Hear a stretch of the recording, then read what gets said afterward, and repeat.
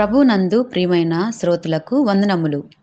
ఈ పోడ్కాస్ట్ కార్యక్రమం నాకు స్వాగతం. మీ అందరి కొరకు ఈ కార్యక్రమమును ప్రసారం చేయుచున్నాం. విని దైవాశీస్సులు పొందుకోగలరు. ప్రభు అయిన యేసుక్రీస్తు నామంలో అందరికీ శుభములు, వందనములు తెలియపరుస్తూ ఉన్నాం. ఈ దినకాల సమయంలో మన వాక్య ధ్యానము సమూయేలు రాసిన మొదటి 17వ అధ్యాయం 45వ వచనం నుండి 47వ వచనం వరకు. ఈ సందర్భంలో దావీదు గొల్యాతుతో యుద్ధం చేసేటప్పుడు ఈ మాటలు చెప్పినట్లుగా మనం చూస్తూ ఉంటున్నాం. 47వ వచనం ప్రకారము, అప్పుడు యెహోవా కత్తి చేతను ఈటి చేతను రక్షించువాడు కాడని ఈ దండు వారందరూ తెలుసుకుందురు. యుద్ధము యెహోవాదే, ఆయన మిమ్మును మా చేతికి అప్పగించెను అని చెప్పెను. దావీదు గొల్యాతుతో యుద్ధం చేసేటప్పుడు యుద్ధము యెహోవాదే, ఆయనే మిమ్మల్ని అప్పగిస్తాడు అనే మాట ఇక్కడ చెప్పడం మనం చూస్తూ ఉంటున్నాం. గొల్యాతు ఫిలిస్తీయ సైన్యానికి ఒక పెద్దగా, ఒక శక్తివంతమైన యోధుడుగా, అతను ఇజ్రాయేల్ ప్రజలను భయపెట్టడానికి ఒక సవాలుగా నిలిచినట్లుగా మనం చూస్తూ ఉంటున్నాం. అయితే అక్కడున్న సైన్యమంతా కూడా గొల్యాతుని ఎదిరించడానికి భయపడినట్లుగా మనం చూస్తూ ఉంటున్నాం. సౌలు రాజుతో పాటు దావీదు యొక్క అన్నలు కూడా ఆ యుద్ధ సైన్యంలో ఉన్నప్పటికీ వారు కూడా గొల్యాతుని చంపడానికి ముందుకు రానట్లుగా మనం చూస్తూ ఉంటున్నాం. అయితే దావీదు దేవుని యందున్న నమ్మకముతో, విశ్వాసముతో గొల్యాతుని ఎలాగైనా నేను చంపగలను అనే దృఢ నిశ్చయతతో ఆ యుద్ధానికి బయలుదేరినట్లుగా మనం చూస్తూ ఉంటున్నాం.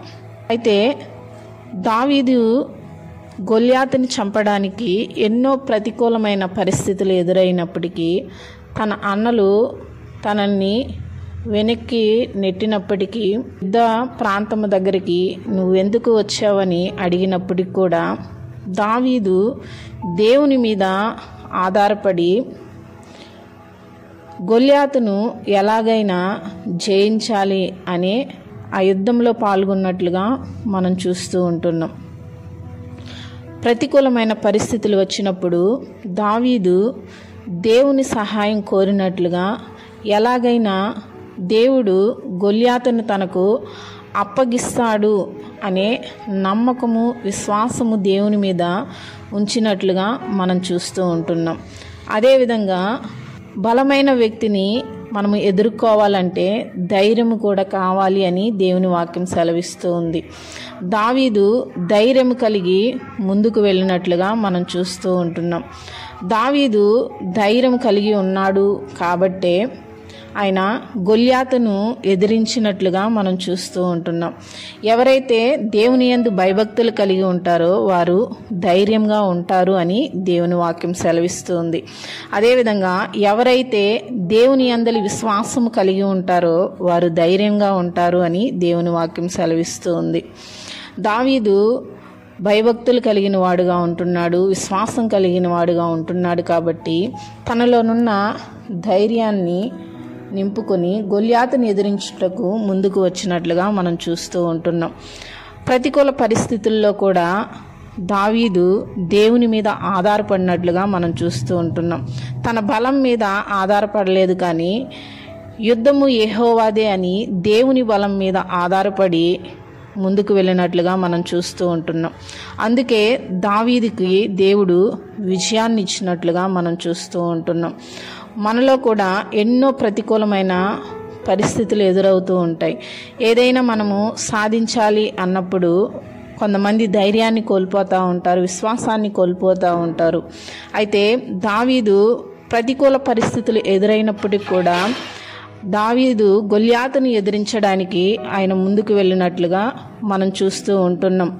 మనం కూడా ప్రతికూల పరిస్థితులు వచ్చినప్పుడు దేవుని మీద ఆధారపడాలి, దేవుని సహాయాన్ని మనము అడగాలి, ధైర్యం కలిగి మనము జీవించాలి. ఇలాగూ మనము జీవించినప్పుడు దావీదుకి ఎన్ని ప్రతికూల పరిస్థితులు ఎదురైనప్పటికీ కూడా, ప్రతికూల స్థితిలో దావీదు ఉన్నప్పటికీ దేవుడు దావీదుకి విజయాన్ని ఇచ్చినట్లుగా దేవుడు మనకు కూడా విజయాన్ని దేవుడు అనుగ్రహించి నడిపించును గాక. ఆమెన్. ఈ కార్యక్రమమును గూర్చి మీ సలహాలు మరియు మీ ప్రార్థనా అవసరతల కొరకు మమ్మను సంప్రదించవలసిన మా ఫోన్ నంబర్ 944585085039 మరియు ఈమెయిల్ ఐడి info@fibaonline.org. మా ఫోన్ నంబర్ మరొకసారి 9480585039.